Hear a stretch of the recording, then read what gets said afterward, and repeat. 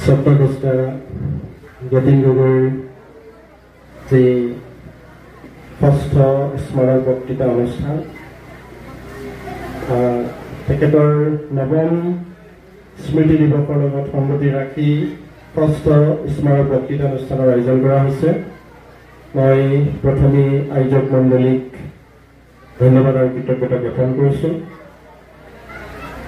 লগতে ধন্যবাদ জনাব বিচাৰিছোঁ, সন্মান যাচিব বিচাৰিছোঁ আজি এই সভাখন পৰিচালনা কৰা এই বিদ্যালয়ৰ প্ৰশাসনীয় সচিব গগৈ ছাৰ। লগতে মই ধন্যবাদ জনাব বিচাৰিছোঁ পুলিন গগৈদেৱ, আমাৰ সাংবাদিক, বিশিষ্ট সাংবাদিক শৰৎ সাংসদ ডাঙৰীয়া, আমাৰ এই বিদ্যালয়ৰ সন্মানীয় অধ্যক্ষা শিৱানী শৰ্মা গগৈ বাইদেউ, সন্মুখত আসন উপবিষ্ট অৰ্পণা গগৈ, আমাৰ নবীন হাজৰিকা ছাৰ, সুশীল ভাগৱতী, সঞ্জীৱ বৰা, সাংবাদিক বন্ধু ধৰ্ম হাজৰিকাকে প্ৰমুখ কৰি এই বিদ্যালয়ৰ সন্মানীয় শিক্ষক শিক্ষয়িত্ৰীসকল, মৰমৰ ছাত্ৰ ছাত্ৰীসকল, সকলোলৈকে মোৰ আন্তৰিক শ্ৰদ্ধা আৰু সন্মান নিবেদন কৰিছোঁ। ইতিমধ্যে ধৰ্মকান্ত হাজৰিকাই মোৰ বিষয়ে কিছু কথা কৈছে। মই অৱশ্যে অলপ বেছিকৈ কৈছোঁ বুলি অনুভৱ কৰিছোঁ। তেনেকুৱা একো নহয়, মাত্ৰ নিজৰ চেষ্টাৰে কিবা কিবি কৰাৰ এটা প্ৰয়াস জীৱনত ৰাখিছোঁ, এটা লক্ষ্য ৰাখিছোঁ যে জীয়াই থকা দিনটোলৈকে, উশাহ লৈ থকা শেষ দিনটোলৈকে কলম টুকি সাৰথি কৰি যাম বুলি মোৰ এটা বিশ্বাস, মনৰ মাজত এটা দৃঢ়তা মই স্থিৰ কৰি লৈছোঁ। বেলেগ একো ক্ষেত্ৰত একো কৰিব নোৱাৰিলেও কলমটোক লৈ, কলমটো সাৰথি কৰিয়েই, কলমটোৰ ওপৰত বিশ্বাস আৰু ভৰসা ৰাখিয়েই জীৱনটো এৰি থৈ যাম বুলি মোৰ এটা বিশ্বাস মই ইতিমধ্যে মনত স্থিৰ কৰি লৈছোঁ। গতিকে মোৰ লক্ষ্য আৰু ইফাল সিফাল কেতিয়াও নহয়। কেতিয়াও মই ৰাজনীতিলৈ নাযাওঁ বা অন্য দিশতো মোৰ কোনো সাবিয়াস নাই। কোনো দল, সংগঠন বা সামাজিক এই কথাবিলাকৰ পৰা পৰাপক্ষত আঁতৰি থাকি মোৰ চেষ্টাৰ প্ৰচেষ্টাৰে, মোৰ সীমিত সামৰ্থ্যৰ অধ্যয়নেৰে, মোৰ প্ৰেক্ষাপটত মই যিখিনি কৰিব পাৰোঁ সেইখিনিকে মই জীৱনৰ লক্ষ্য হিচাপে স্থিৰ কৰি লৈছোঁ। আচলতে এটা স্মাৰক বক্তৃতা প্ৰস্তুত কৰিবৰ কাৰণে কিছু সময়ৰ প্ৰয়োজন, অধ্যয়নৰ প্ৰয়োজন, বিশালতাৰ প্ৰয়োজন। সেই আটাইখিনিৰ কাৰণে মোৰ পৰিৱেশ, সময় যথেষ্ট নাটনি। তথাপি তাৰ মাজতে মোৰ অভিজ্ঞতাৰে মই ছাত্ৰ ছাত্ৰীসকলৰ উপকাৰৰ কথাকৈ দুটামান কথা ক'ব বিচাৰিছোঁ। নতুন শিক্ষানীতিখনেনো মাধ্যমিক শিক্ষা সংস্কাৰত আচলতে কি ক'ব বিচাৰিছে, বা নতুন শিক্ষানীতিখনে সঁচাকৈ ভাৰতবৰ্ষৰ শিক্ষা ব্যৱস্থাৰ আমূল পৰিৱৰ্তনৰ কাৰণে কোনবোৰ কথা, কোনবোৰ দিশৰ ওপৰত গুৰুত্ব আৰোপ কৰিছে, সেই কথাবোৰ আচলতে আমি আজিৰ প্ৰজন্মৰ ছাত্ৰ ছাত্ৰীসকলে খুবেই জনা দৰকাৰ।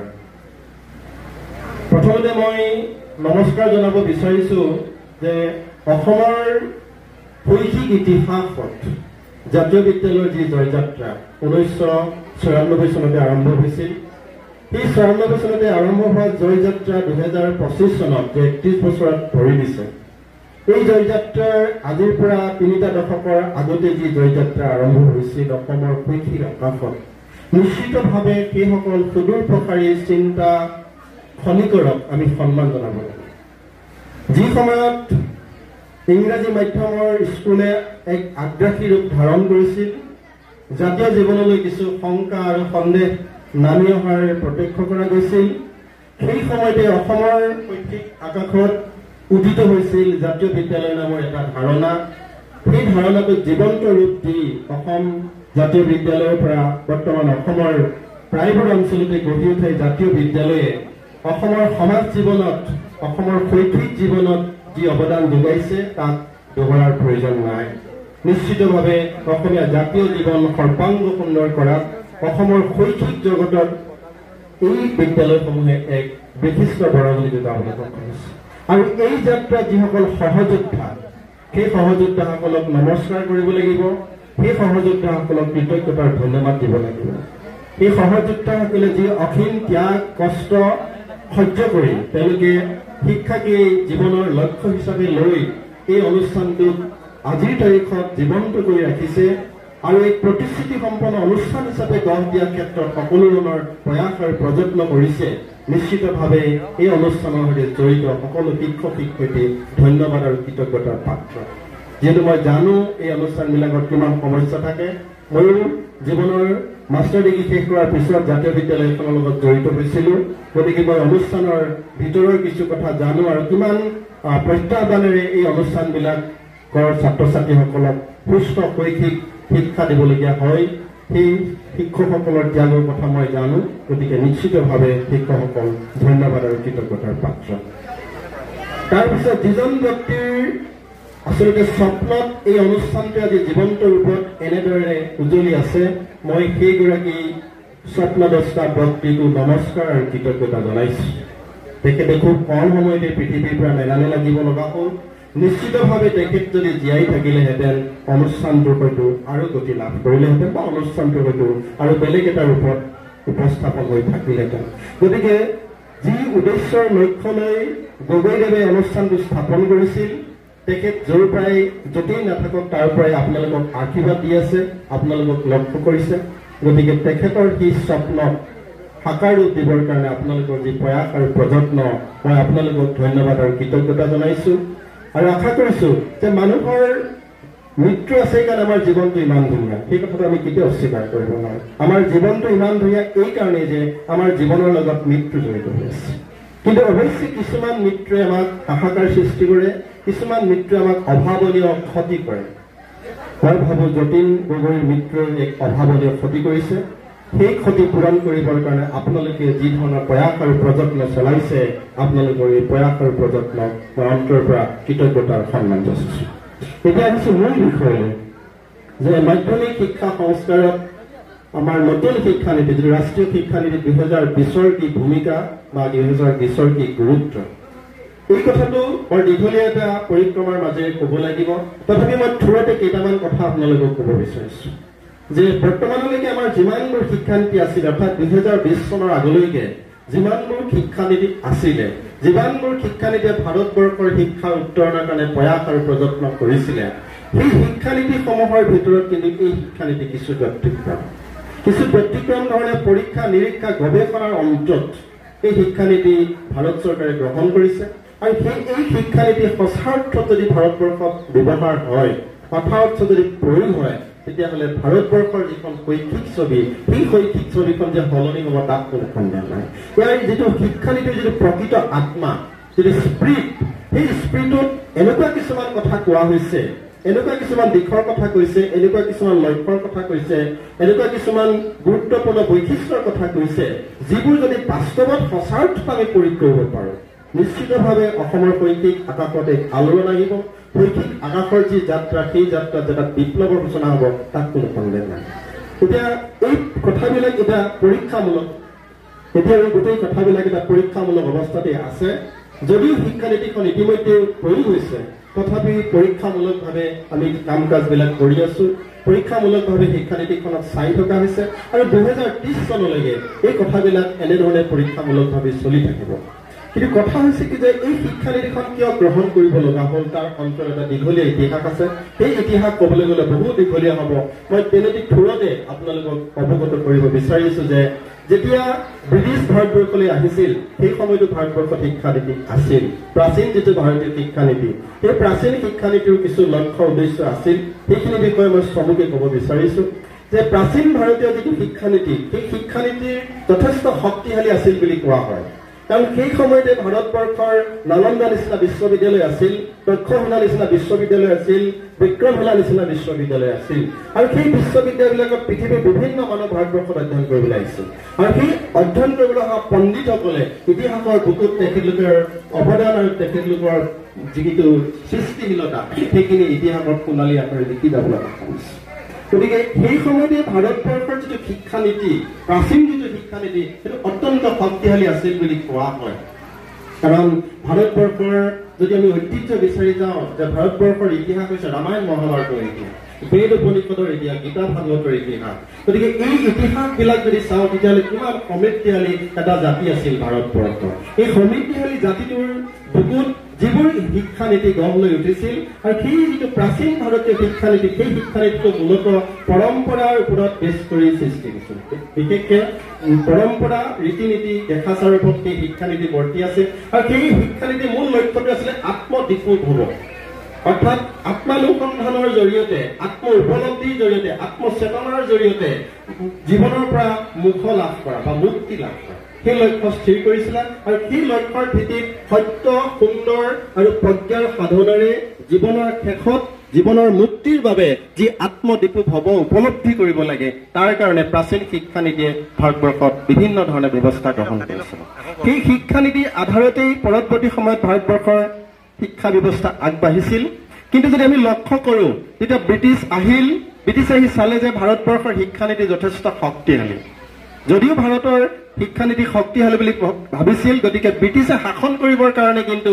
ইমান জ্ঞানী মানুহৰ প্ৰয়োজন নাই গতিকে তেওঁলোকে কিছুমান এনেকুৱা ধৰণৰ শিক্ষানীতি ইয়াত ব্যৱহাৰ কৰিলে 1835 চনত যিটো মেকলে শিক্ষানীতি তেওঁলোকে প্ৰয়োগ কৰিবলৈ ল'লে তাৰ পৰৱৰ্তী সময়ত দীঘলীয়া ইতিহাস আছে সেইখিনি গোটেইখিনি ক'বলৈ সময়ৰ অভাৱ হ'ব কিন্তু আমি স্বাধীন ভাৰতলৈ যদি ঘূৰি আহোঁ তেতিয়াহ'লে দেখিম যে কোঠাৰী আয়োগৰ কথালৈ আমি ঘূৰি আহিব লাগিব যে 1964 আৰু 66 যিটো কোঠাৰী আয়োগ সেই কোঠাৰী আয়োগৰ পৰৱৰ্তী সময়ত 1968ৰ যিখন শিক্ষানীতি পৰৱৰ্তী সময়ত 1986ৰ যিখন জাতীয় শিক্ষানীতি সেই শিক্ষানীতিৰ কথা ইতিমধ্যে আমাৰ ছাৰে উনুকিয়াই গৈছে সেই শিক্ষানীতিখনে ভাৰতবৰ্ষৰ শৈক্ষিক যাত্ৰাত কিছু জাগৰণ পৰিৱৰ্তন আনিবলৈ সক্ষম হৈছিলে তাৰ পৰৱৰ্তী সময়ত এই শিক্ষানীতিখনক 1992 চনত কিছু সংশোধন ঘটোৱা হৈছিলে তাৰপিছত 2001 চনত আহিলে আমাৰ সৰ্বশিক্ষা মিছন সৰ্বশিক্ষা নীতিয়েও আমাৰ ভাৰতৰ শৈক্ষিক যাত্ৰাত কিছু পৰিৱৰ্তন আনিবলৈ প্ৰয়াস আৰু প্ৰযত্ন কৰিছিলে 2009 চনত আহিলে ৰাষ্ট্ৰীয় শিক্ষা আমাৰ যিটো ৰাইট টু এডুকেশ্যন এক্ট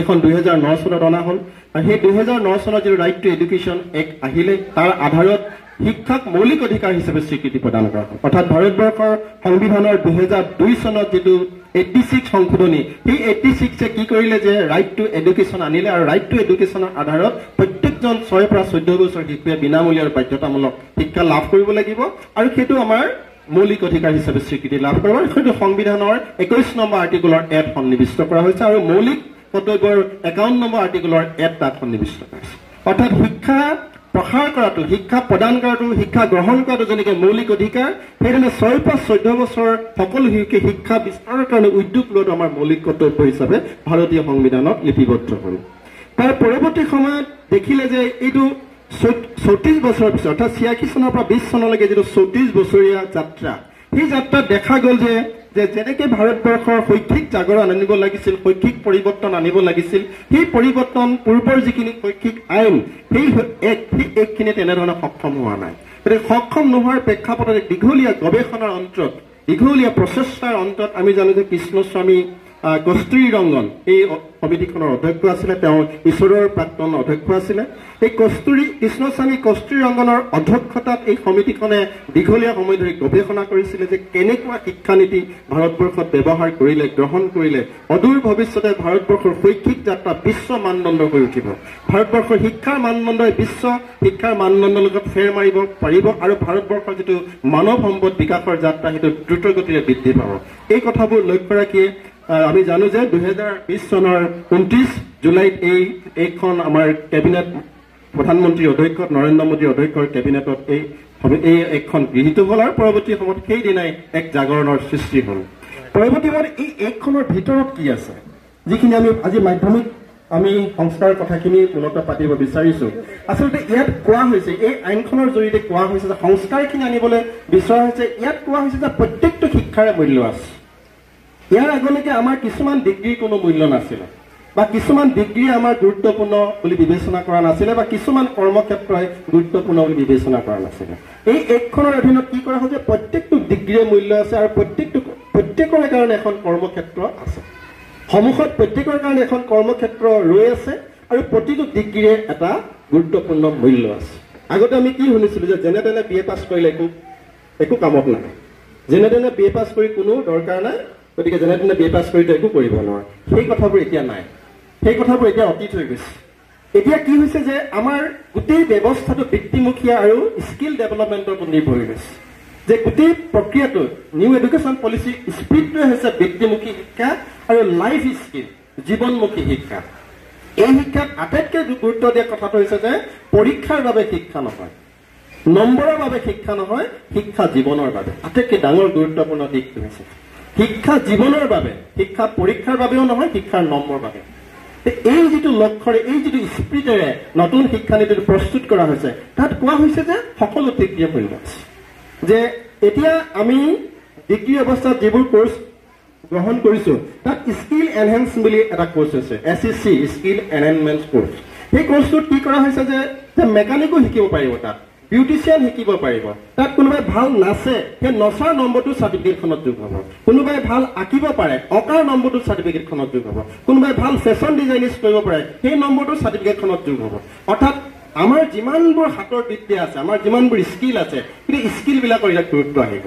কোনোবাই মেকানিকেল কৰিব পাৰে, মেকানিকেল পেপাৰ এখন তেওঁ ডিগ্ৰীত ল'ব পাৰিব, তেওঁ পেপাৰখন নাম কি, তেওঁ SEC পেপাৰখনৰ নাম কি, মেকানিকেল, বা তেওঁ তেনেকুৱা মেকানিকেল শিকা পেপাৰ এখন তেওঁ লওঁ খুজিলে ল'বলৈ দিবলৈ বাধ্য।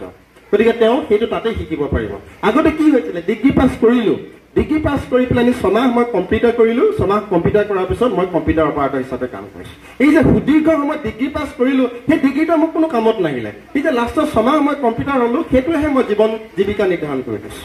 তাৰপিছত মই ডিগ্ৰী পাছ কৰিলো বা মই মাষ্টাৰ ডিগ্ৰী কৰিলো, মোবাইল ৰিপেয়াৰিঙৰ মই এবছৰ কাম কৰিলো, মোক মোবাইল ৰিপেয়াৰিঙৰ কামটোহে মোক জীৱনটো বৃত্তি হিচাপে মই লাভলৈ সক্ষম হলো। এই যে আগত মই মাষ্টাৰ ডিগ্ৰী কৰিলো 20 বছৰ 21 বছৰ পঢ়ি, সেইটো মোৰ কোনো কামত নাহিলে, এতিয়া সেইটো পোৱা নাই।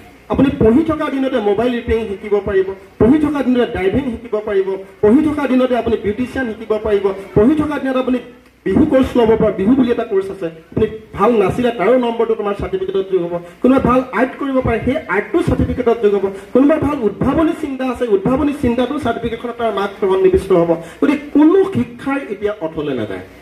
এনেকুৱা এটা ব্যৱস্থা কৰি দিলে যে কোনো শিক্ষাই এই নীতিখনৰ আধাৰত অথলে নাযায়। সকলো শিক্ষাৰ মূল্য আছে, যাৰ যি দক্ষতা, যাৰ যি কোৱালিটি, যাৰ যি গুণ, যাৰ যিখন ক্ষেত্ৰৰ কাৰণে দক্ষ, সেই দক্ষতা সম্পন্ন ক্ষেত্ৰখন তেওঁ নিৰ্বাচন কৰে।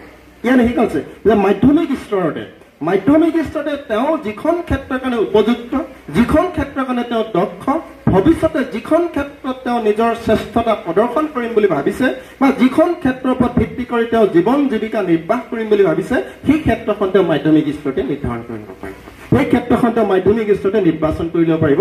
এই সুবিধা আটাইতকৈ গুৰুত্বপূৰ্ণ এই নতুন এডুকেশ্যন পলিচি বা ৰাষ্ট্ৰীয় এডুকেশ্যন পলিচি 2020।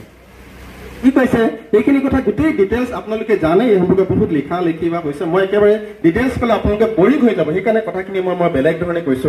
কাৰণ ইয়াৰ যিটো আমি 5+3+3+4 এই পেটাৰ্ণবিলাক যদি মই কৈ যাওঁ, এইবিলাক শ্লাইডত দেখাবলৈ সুবিধা হয়, কিন্তু কৈ গ'লে যথেষ্ট বৰিং হয়, মই নিজে বৰিং অনুভৱ কৰোঁ, সেইকাৰণে মই বৰ বেছি দীঘলীয়া কৰিবলৈ নাযাওঁ। মাত্ৰ আগতে যে 10+2 আছিলে, সেই 10+2টো ভাঙি পেলাই আমি জানো যে 5+3+3+4, অৰ্থাৎ 12 বছৰীয়া শিক্ষা ব্যৱস্থাটো 15 বছৰীয়া শিক্ষা ব্যৱস্থালৈ ৰূপান্তৰ কৰা হ'ল। এইটোৱেই চমুকে আপোনালোকে বুজি থওক, কাৰণ সেইখিনি আমাক জানিবৰ কাৰণেহে লাগে, তাৰ বৰ বিশেষ প্ৰয়োজনীয়তা নাই। এই যে 5+3+3+4 কৰিলে, 15 বছৰীয়া শিক্ষা ব্যৱস্থা কৰিলে, ছাত্ৰ ছাত্ৰীসকলে 3 বছৰতে শিক্ষানুষ্ঠানলৈ যাব লাগিব, আৰু 3 বছৰৰ পৰা 5 বছৰ ধৰি, অৰ্থাৎ 8 বছৰ বয়সলৈকে তেওঁ যিটো ফাউণ্ডেশ্যন ষ্টেজত শিকিব লাগিব, যিটো ফাউণ্ডেশ্যন ষ্টেজ বুলি কৈছে, ভিত্তি বৰ্ষ বুলি কৈছে, ভিত্তি স্তৰ বুলি কৈছে, সেই স্তৰটোত তেওঁ মাতৃভাষাৰ মাধ্যমত কিছুমান খেলা ধূলা এনেকুৱা ধৰণৰ বিষয় তেওঁ শিকিব লাগিব। তাত কোনো পৰীক্ষা ছিষ্টেম নাই, কোনো পৰীক্ষা ছিষ্টেম সেই ব্যৱস্থাটোত ৰখা হোৱা নাই। তাৰপিছত যিটো দ্বিতীয় শ্ৰেণীলৈকে এই ব্যৱস্থাত 8 বছৰলৈকে ছাত্ৰ ছাত্ৰীসকলে পঢ়িব লাগিব, আৰু অষ্টম শ্ৰেণীৰ পৰা দ্বিতীয় শ্ৰেণী, তৃতীয় চতুৰ্থ পঞ্চম, ছেকেণ্ড 3 বছৰ, তাৰমানে 5-3 হৈছে যে তৃতীয় চতুৰ্থ পঞ্চম, সেই স্তৰত কিন্তু ছাত্ৰ ছাত্ৰীসকলে পাঠ্যক্ৰম, পৰীক্ষা আৰু মাতৃভাষাৰ মাধ্যমত অধ্যয়ন কৰিব লাগিব। মাতৃভাষাৰ মাধ্যমত পাঠ্যক্ৰম আৰু পৰীক্ষামূলক হ'ব, পাঠ্যক্ৰমমূলক আৰু পৰীক্ষামূলক অধ্যয়ন কৰিব লাগিব। তাৰ পাছৰ যিটো 3 বছৰ, অৰ্থাৎ কিহলৈকে গ'ল, পঞ্চম শ্ৰেণীলৈকে গ'ল, ষষ্ঠ, সপ্তম, অষ্টম, এই স্তৰটো বৰ গুৰুত্বপূৰ্ণ বুলি কৈছে। এই স্তৰটোত কি বুলি কৈছে যে ষষ্ঠ শ্ৰেণীৰ পৰা এখন বৃত্তিমূলক পাঠ্যক্ৰম ল'ব লাগিব, তেওঁ এটা বৃত্তিমূলক কোৰ্চ ল'ব লাগিব, বা বৃত্তিমূলক এটা পাঠ্যক্ৰম তেওঁ নিৰ্বাচন কৰিব লাগিব। অংক, বিজ্ঞান এই দিশবিলাকৰ প্ৰতি তেওঁ আকৃষ্ট হ'ব লাগিব, এই দিশবিলাক সমান্তৰালকৈ আন এটা ভাষাও তেওঁ শিকিব লাগিব। কিন্তু ভাষা শিক্ষা ব্যৱস্থাটোত মানে ত্ৰিভাষিক হ'ব লাগিব বুলি এই আইনখনে কৈছে। তাৰ পৰৱৰ্তী সময়ত যিটো আজিৰ বিষয় যে যিটো আমাৰ যিটো ছেকেণ্ডাৰী এডুকেশ্যন বুলি আমি যিটো কৈছো যে নৱম, দশম, একাদশ, দ্বাদশ, সেই ব্যৱস্থাটো আমাৰ এই যিটো ব্যৱস্থা 14ৰ পৰা 18লৈকে যিটো আমাৰ নৱম, দশম, একাদশ, দ্বাদশ, লাষ্টৰ যিটো 5, 3, 3, 4 লাষ্টৰ যিটো 4 বছৰ, সেই 4 বছৰ আটাইতকৈ গুৰুত্বপূৰ্ণ বুলি কৈছে এজন ছাত্ৰৰ কাৰণে। এগৰাকী ছাত্ৰ বা ছাত্ৰী জীৱনৰ সেই 4 বছৰ শিক্ষাটো আটাইতকৈ গুৰুত্বপূৰ্ণ বুলি কৈছে। যে কি কাৰণে কৈছে যে সেই নিজৰ পচন্দ অনুসৰি বিষয়বস্তু নিৰ্বাচন কৰিব পাৰে, আটাইতকৈ গুৰুত্বপূৰ্ণ কথা। যে নিজৰ পচন্দ অনুসৰি ছাবজেক্ট চুজ কৰিব পাৰিব, অংক লয় নে, বিজ্ঞান লয় নে, কেমেষ্ট্ৰি লয় নে, হিষ্ট্ৰী লয় নে, পলিটিকেল চায়েন্স নে, জিঅ'গ্ৰাফি লয় নে, তেওঁ নিজৰ পচন্দ মতে ছাবজেক্ট চুজ কৰিব। ইয়াত কোনো ডিচিপ্লিনৰ কথা কোৱা হোৱা নাই, ইয়াত কোনো ষ্ট্ৰীমৰ কথা কোৱা হোৱা নাই, ষ্ট্ৰীমলেছ কৰি পেলোৱা হৈছে। অৰ্থাৎ মানে মোৰ যদি মই চায়েন্সৰ, মই কেমেষ্ট্ৰিৰ প্ৰতি ইণ্টাৰেষ্টেড, মই পলিটিকেল চায়েন্স পঢ়িব পাৰোঁ, মই পলিটিকেল চায়েন্সৰ প্ৰতি ইণ্টাৰেষ্টেড, মই মেথছৰ এখন পেপাৰ ল'ব পাৰোঁ। এই যিটো ষ্ট্ৰীমলেছ ইয়াক কৰি পেলাব বিচৰা হৈছে। আৰু এই মুহূৰ্তত বৃত্তিমুখী শিক্ষা আৰু যিটো ষ্ট্ৰীমলেছ এডুকেশ্যনৰ ওপৰত গুৰুত্ব দিয়াৰ সমান্তৰালকে এই ব্যৱস্থাটো কিন্তু ষান্মাসিক হ'ব বুলি কৈছে। এই 4 বছৰত 8টা পৰীক্ষা দিব লাগিব, অৰ্থাৎ 6 মাহৰ মূৰে মূৰে পৰীক্ষা দিব লাগিব। আৰু 6 মাহৰ মূৰে মূৰে পৰীক্ষা দি যিটো ষান্মাসিক ব্যৱস্থা মহাবিদ্যালয়বিলাকত এতিয়া আছে, সেইটো ছেকেণ্ডাৰী এডুকেশ্যনত প্ৰযোজ্য হ'ব। আৰু যিটো সেলফ ইভেলুৱেশ্যন হ'ব বুলি কৈছে। মোৰ বহীখন মই নিজে চাব পাৰিম, তাৰমানে সেলফ ইভেলুৱেশ্যন ইণ্টাৰেষ্টিং। মোৰ বহীখন মই নিজে চাব পাৰিম, মই কিমান পানীৰ মাছ, তাৰমানে মোৰ মেধা প্ৰজ্ঞা কি, মই নিজে সেলফ ইভেলুৱেশ্যন কৰিব পৰা এটা ব্যৱস্থা এই যিটো নতুন শিক্ষানীতিত সন্নিৱিষ্ট কৰিছে। এই যিখিনি চিম্পুল যিটো ইয়াৰ কাহিনী, এই কাহিনীটো কিন্তু ইমানতে শেষ নহয়। এই কাহিনীটো আৰতে ভাৰতবৰ্ষৰ এখন স্বপ্নৰ পৃথিৱী লুকাই আছে। কাৰণ ইয়াত বহুত কথাই কৈ দিছে, যে বহুত কথা কৈছে। ইয়াৰ প্ৰথম উদ্দেশ্যটোৱে হৈছে যে আত্মনিৰ্ভৰশীল শিক্ষা প্ৰৱৰ্তন কৰা, যিটো মানে স্বাৱলম্বী শিক্ষা প্ৰৱৰ্তন কৰিবৰ কাৰণে ইয়াত কথা কৈছে। প্ৰথমে মই এই শিক্ষাৰ জৰিয়তে মোৰ যিটো এই নতুন এডুকেশ্যন পলিচিৰ মাধ্যমেৰে মই যিটো শিক্ষা ল'ম, এই শিক্ষাৰ মূল উদ্দেশ্য হৈছে মই স্বাৱলম্বী হ'বই লাগিব। তাৰমানে ভাৰতবৰ্ষত এনেকুৱা কথা বিশ্বাস কৰা হৈছে যে কোনো চৰকাৰী চাকৰি দি পেলাই নিবনুৱা সমস্যাৰ সমাধান কৰিব নোৱাৰে। পৃথিৱীত কোনো চৰকাৰে নাই, ভাৰতবৰ্ষ বুলি নহয়, পৃথিৱীত কোনো চৰকাৰে চৰকাৰী চাকৰিৰ মাধ্যমেৰে নিবনুৱা সমস্যাৰ সমাধান কৰিব নোৱাৰে। বৃত্তিমুখী শিক্ষা, দক্ষতামূলক শিক্ষা খুবেই প্ৰয়োজন এখন দেশৰ কাৰণে। সেই লক্ষ্যৰে এই দিশসমূহৰ আটাইতকৈ গুৰুত্বপূৰ্ণ দিশটোৱেই হৈছে যে আত্মনিৰ্ভৰশীল শিক্ষা প্ৰচাৰ আৰু প্ৰসাৰ কৰা, প্ৰথম কথা। দ্বিতীয় কথা হৈছে ব্যৱহাৰিক শিক্ষা, সমাজ সংস্কৃতি, অনুভূতি, এই দিশবিলাকৰ যিটো ব্যৱহাৰিক শিক্ষা, সমাজ সংস্কৃতি, ৰাজনীতি, এই সম্পৰ্কে ব্যৱহাৰিক শিক্ষা মই লাভ কৰিব লাগিব। লগতে কৈছে 3 নম্বৰতে কৈছে যে বৃত্তিমূলক শিক্ষা, যিটো ভকেশ্যনেল এডুকেশ্যন, মই ভকেশ্যনেল এডুকেশ্যনৰ মই ল'বই লাগিব, মই এক্সপাৰ্ট হ'বই লাগিব, মই যিখন ক্ষেত্ৰৰ কাৰণে উপযুক্ত। সকলো ব্যক্তিয়ে, সকলো ছাত্ৰ ছাত্ৰীয়েতো 100জন ছাত্ৰ ছাত্ৰী ভাল, 100 ভিতৰত 100জনে যদি 100 নম্বৰে পায়, 100জনেতো চাকৰি নাপায়। গতিকে আৰু 100 ভিতৰত 100 নম্বৰ পোৱা ছাত্ৰ ছাত্ৰীৰ সংখ্যাটো সকলো নহয়। কিছুমান আমাৰ কম মেধা সম্পন্ন ছাত্ৰ ছাত্ৰী বুলি যিসকলক কওঁ, তেওঁলোক কম মেধা সম্পন্ন মানে তেওঁলোকে নম্বৰটোহে কম পায়, বাকী ক্ষেত্ৰত তেওঁলোকৰ বেলেগ বেলেগ দক্ষতা আছে নহয়। সেই দক্ষতাবোৰ কামত লগাবলৈ কৈছে যে প্ৰত্যেকজন ছাত্ৰ ছাত্ৰীৰ ভিতৰত এটা শক্তি লগাইছে। Every individual has divine potential and this is duty to develop that potential. যে প্ৰত্যেকজন ছাত্ৰ ছাত্ৰীৰ বুকুত ভিতৰত লুকাই থকা যিখিনি শক্তি, সেই শক্তিখিনিক বিচাৰি উলিয়াবলৈ কৈছে। এই শক্তিখিনিক বিচাৰি উলিয়াই এই নতুন এডুকেশ্যন পলিচিয়ে কৈছে যে every individual has divine character, divine quality. সেই কোৱালিটিখিনিক খান্দি উলিয়াই তেওঁলোকক সেই ধৰণে জীৱনত গঢ় দিব লাগে, সেই ধৰণে তেওঁলোকক জীৱনটো উত্তৰণ হ'বলৈ সুবিধা দিব লাগে। যিজন ছাত্ৰ ধৰা ডক্টৰ হোৱাৰ ইচ্ছা নাছিলে, তেওঁ জোৰ জবৰ ডক্টৰ বনোৱাৰ কোনো লক্ষ্য স্থিৰ কৰিব নালাগে। তেওঁ মেকানিক হ'ব বিচাৰিছিলে, তেওঁক মেকানিকৰ লাইনতে যাব দিব, প্ৰচাৰ কৰিবলৈ সক্ষম হ'ব। তাৰপিছত যিটো আমি ক'লো যে কোৱালিটি এডুকেশ্যন, যে গুণগত শিক্ষা হ'ব লাগিব। শিক্ষা কেতিয়াও কোৱান্টিটি হ'ব নালাগে। মই যি শিক্ষা ল'ম সেই শিক্ষাৰ জৰিয়তে মই চলিব পাৰিব লাগিব। সেই শিক্ষাৰ ওপৰত মোৰ দখল থাকিব লাগিব, সেই শিক্ষাৰ ওপৰত মোৰ আত্মবিশ্বাস থাকিব লাগিব, গতিকে তাৰ জৰিয়তে যাতে মই জীৱনত নিজক পৰিচয় দিব পাৰোঁ। তাৰপিছত সামগ্ৰিক শিক্ষাৰ কথা কৈছে হলিষ্টিক এডুকেশ্যন। হলিষ্টিক এডুকেশ্যন মানে তাত 3টা কথা কোৱা হৈছে যে কগনিটিভ, এফেক্টিভ আৰু চাইকোমোটৰ, অৰ্থাৎ সংজ্ঞাত্মক, সংযোজনাত্মক আৰু আনুভূতিক শিক্ষাৰ কথা কৈছে, অৰ্থাৎ 3Hৰ কথা কৈছে। 3H মানে কি, মই চমুকৈ আপোনালোকক বুজাই দিছো যে শাৰীৰিক বৌদ্ধিক বিকাশ, অনুভূতিৰ বিকাশ আৰু আমাৰ যিটো কি বুলি কয় স্কিল ডেভেলপমেণ্ট বা যিটো গুণগত বিকাশ, অৰ্থাৎ তাত 3টা Hৰ কথা কৈছে।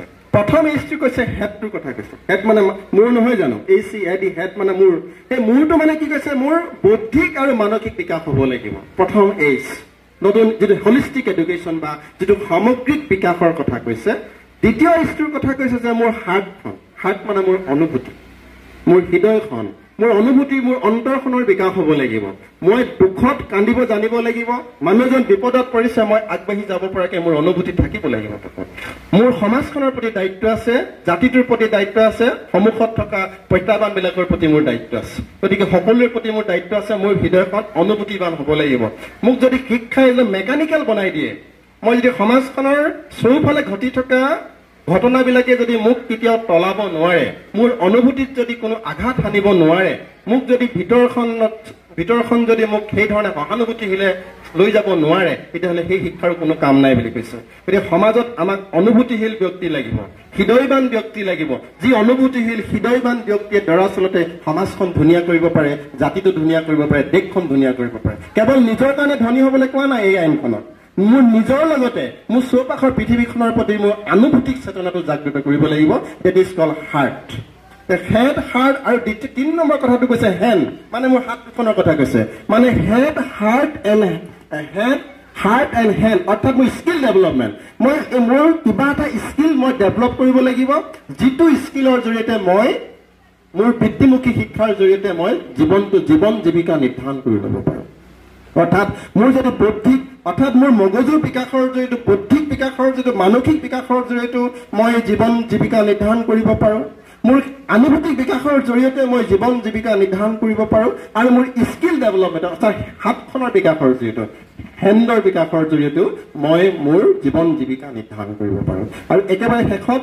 যিটো কথা কৈছে যে সেইটো হৈছে ইন'ভেটিভ এডুকেশ্যন অৰ্থাৎ উদ্ভাৱনীমূলক চিন্তা মোৰ চিন্তাবিলাক উদ্ভাৱনীমূলক হ'ব লাগিব এতিয়া উদ্ধৱ ভৰালী কিমান ডিগ্ৰী আছে ডাঙৰ কথা নহয় Uddhav Bharali Tezpur university professor of practice Uddhav Bharali বৰ্তমান Tezpur university professor of practice কিন্তু প্ৰেক্টিকেলি উদ্ধৱ ভৰালী কিমান ডিগ্ৰী আছে সেইটো আমাৰ কাৰণে দৰকাৰ নহয় এতিয়া সেইটোৱে কৈছে যে কিছুমান চাকৰিৰ কাৰণে এতিয়া কোৱালিফিকেশ্যনটো গৌণ হৈ গৈছে স্কিলটো ডেভেলপ হৈছে তুমি ভাল নাচিব জানা কোনোবা এখন মহাবিদ্যালয়ত তোমাক প্ৰফেচৰ অফ প্ৰেক্টিছ হিচাপে এপইণ্টমেণ্ট কৰিব পাৰে আপুনি ভাল মেকানিকেল শিকাব জানে ল'ৰা ছোৱালীক আপোনাক কোনোবা এখন মহাবিদ্যালয়ত নি প্ৰফেচৰ অফ প্ৰেক্টিছ হিচাপে এপইণ্টমেণ্ট কৰিব পাৰে গতিকে নচাৰ গুৰুত্ব আছে মেকানিকেল গুৰুত্ব আছে ড্ৰাইভিঙৰ গুৰুত্ব আছে ফেশ্বন ডিজাইনিঙৰ গুৰুত্ব আছে বিউটিচিয়ানৰ গুৰুত্ব আছে মোবাইল মেকানিকৰ গুৰুত্ব আছে কম্পিউটাৰ মেকানিকৰ গুৰুত্ব আছে যিমানবোৰ ক্ষেত্ৰত আমাক দৰকাৰ সেই ক্ষেত্ৰত যদি মই দক্ষ হওঁ সেই দক্ষতাৰে মই এটা চাকৰি পাম প্ৰফেচৰ অফ প্ৰেক্টিছ বা বেলেগ ক্ষেত্ৰত মই তেনেধৰণে নিজক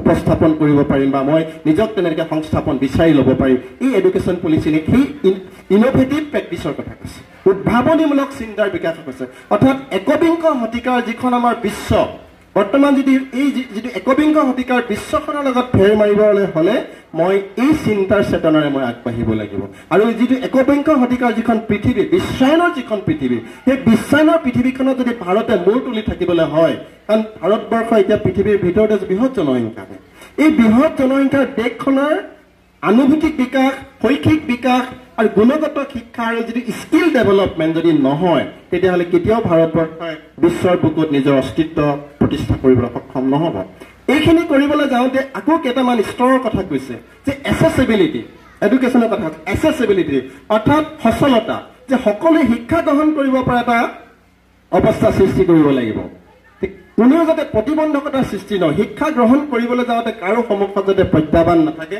প্ৰতিবন্ধকতা নাথাকে তাৰ কাৰণে নতুন শিক্ষানীতি ব্যৱস্থা গ্ৰহণ কৰিছে সেইটো এচেচিবিলিটি বুলি কৈছে আকৌ কৈছে ইকুইটি ন্যায্যতা জাতি বৰ্ণ ধৰ্ম ভাষা নিৰ্বিশেষে respective of caste community language gender সকলোৱে ৰাইটছ আছে শিক্ষা গ্ৰহণৰ কৰিবৰ কাৰণে ইয়াত কোনো ধৰণৰ বাধা নাথাকিব সেইটো কৈছে ইকুৱেলিটি বুলি কৈছে ন্যায্যতা প্ৰদানৰ কথা কৈছে তাৰ দ্বিতীয় কথাটো কৈছে একাউণ্টেবিলিটি মই দায়বদ্ধ হ'ব লাগিব মই একাউণ্টেবল হ'ব লাগিব যে মই মোৰ দক্ষতাৰে মোৰ উত্তৰদায়িত্ব পালন কৰিবলৈ মই শিকিব লাগিব মই যিখিনি শিক্ষা ল'লো সেই শিক্ষাখিনিয়ে মই উত্তৰদায়িত্ব পালন কৰিবৰ কাৰণে মই সক্ষম হ'ব লাগিব আৰু কৈছে যে একাউণ্টেবিলিটিৰ পিছত কৈছে এচেচিবিলিটি আৰু এচেচিবিলিটি মানে সেই সক্ষমতা মোৰ থাকিব লাগিব যিকোনো প্ৰত্যাহ্বানৰ সৈতে মুখামুখি হোৱা যিকোনো প্ৰত্যাহ্বানক অতিক্ৰম কৰিব পৰা জোখাৰে মই শিক্ষিত হ'ব লাগিব এই কথাখিনি এই নতুন শিক্ষানীতিখনে আমাক দিছে আৰু আটাইতকৈ ডাঙৰ কথাটো হৈছে যে বিজ্ঞান মনস্কতাৰ কথা কৈছে যে আমি চাইণ্টিফিক টেম্পাৰমেণ্ট ডেভেলপ কৰিবলৈ how to raise A question,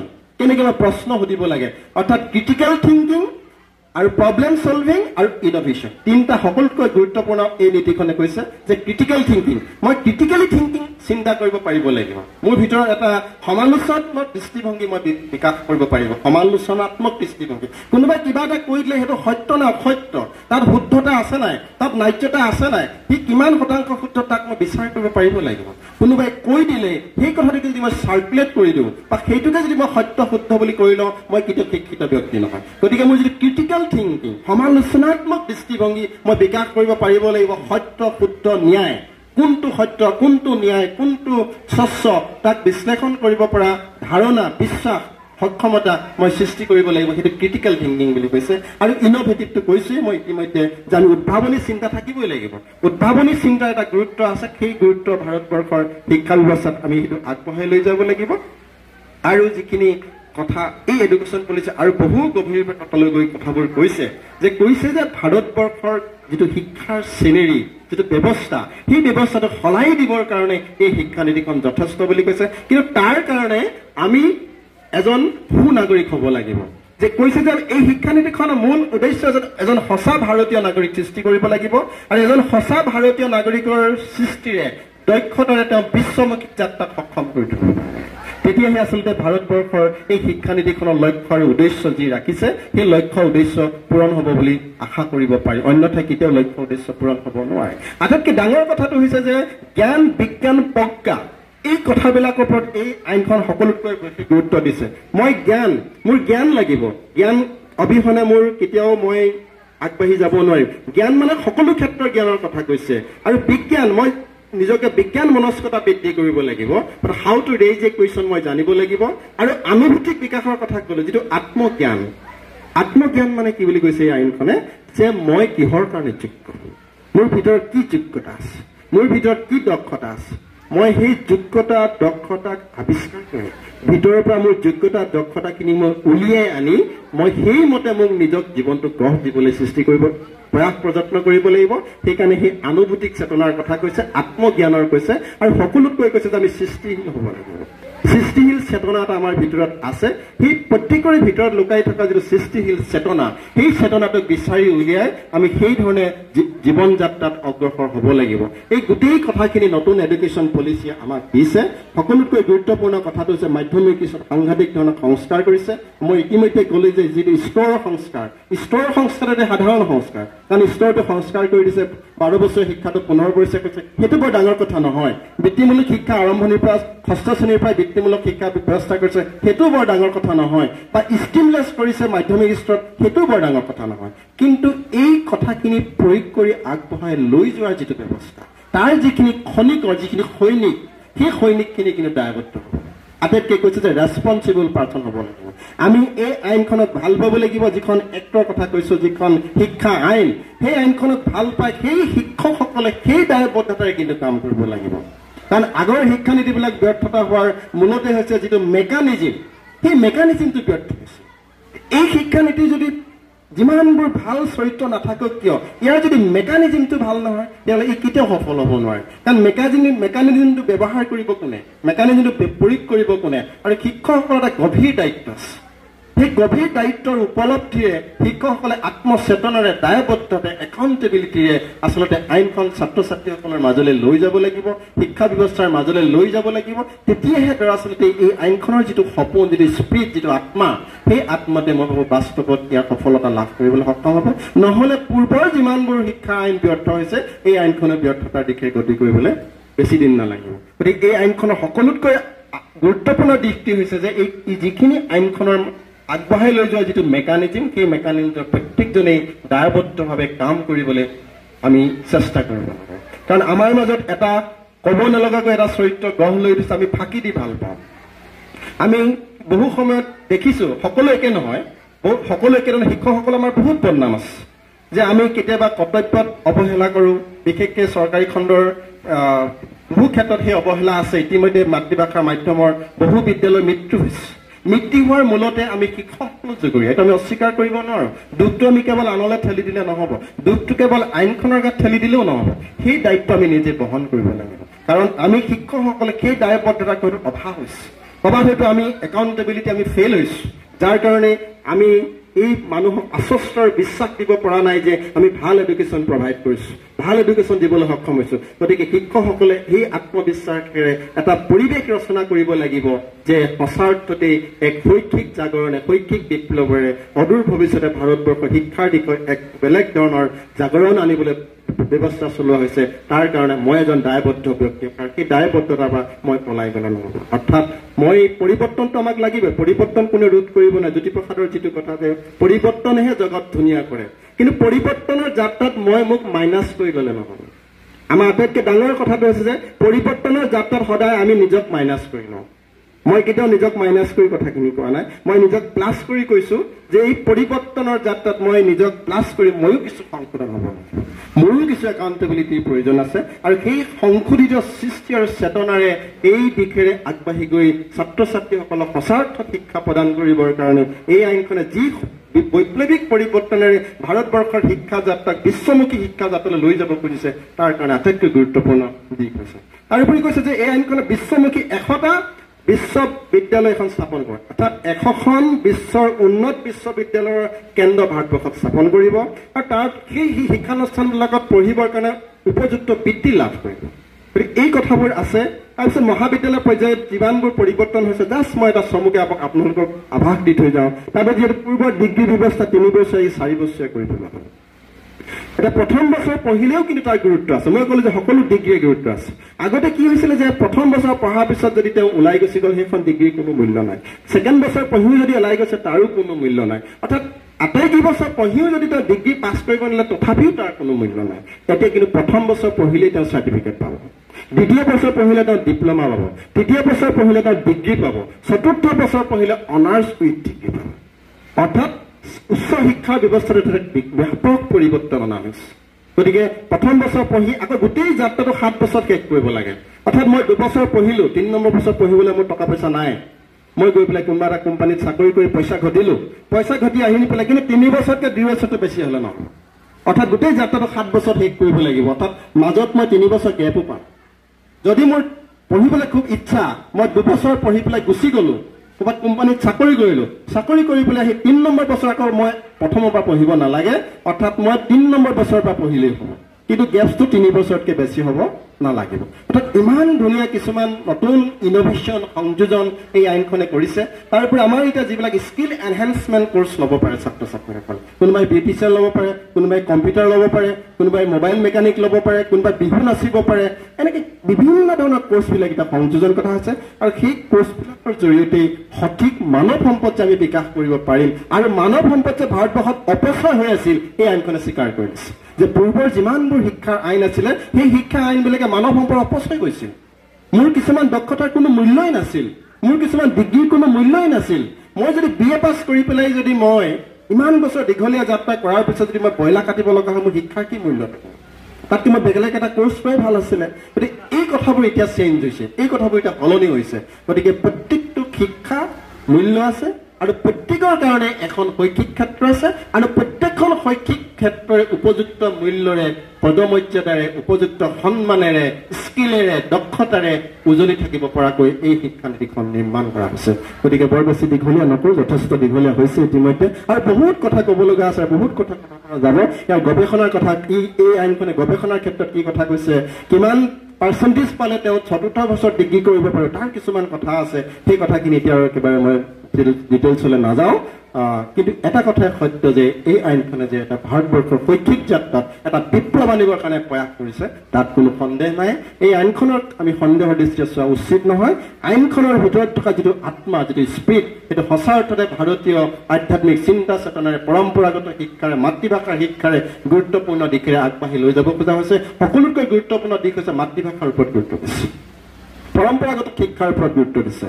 মাতৃভাষাৰ পৰম্পৰাগত শিক্ষাৰ প্ৰাচীন কালতো গুৰুত্ব আছিলে, মাজতে এইটো হেৰাই গৈছিল। আৰু এতিয়া মাতৃভাষাৰ পৰম্পৰাগত শিক্ষাৰ ওপৰত সৰ্বাধিক গুৰুত্ব দি ছাত্ৰ ছাত্ৰীসকলক আচলতে নিজৰ প্ৰতিভাৰে আগবাঢ়ি যাবৰ কাৰণে এই আইনখনে বাট কাটি দিছে, তাত কোনো সন্দেহ নাই। গতিকে এই আইনখনৰ সঠিক ব্যৱহাৰে ভাৰতীয় শৈক্ষিক যাত্ৰাত এক জাগৰণ অনাৰ কোনো সন্দেহ আমি ৰাখিব নালাগে। গতিকে আমি মাত্ৰ এই আইনখনৰ যিসকল সৈনিক হ'ম, এই আইনখন আগবঢ়াই লৈ যাবৰ কাৰণে যিখিনি সৈনিক, সেই সৈনিকসকলে নিজৰ দায়বদ্ধতাৰে কামখিনি কৰিলেই ভাৰতবৰ্ষৰ আহিব লগা দিনত শৈক্ষিক যাত্ৰাত এই আইনখনে এক নতুন যুগৰ সূচনা কৰিব। সেই আশা আৰু বিশ্বাসেৰে মই মোৰ অনুভৱ সামৰিছোঁ।